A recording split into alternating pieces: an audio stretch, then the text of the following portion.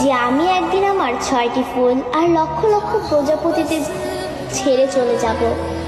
এমন একটা দিন আসবে যেদিন আর্মিদের মাঝে সকালে ঘুম থেকে উঠে আর্মিরা ফোন হাতে নিয়ে মনে পড়বে যে আজ বিটিএস এর লাস্ট কনসার্ট বা আজ তাদের ডিসব্যান্ড হওয়ার দিন।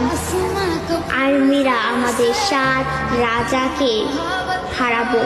সত্যি তো, বিটিএসরা আমাদের ছেড়ে চলে যাবে।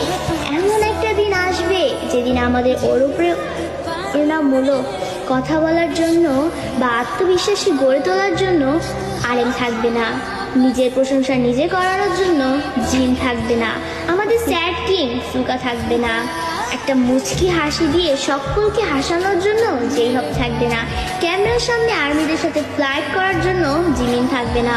হয়তো এমন একটা দিন আসবে যেদিন আর্মিদের পাগলামো করে হাসানোর জন্য তেইয়াং থাকবে না।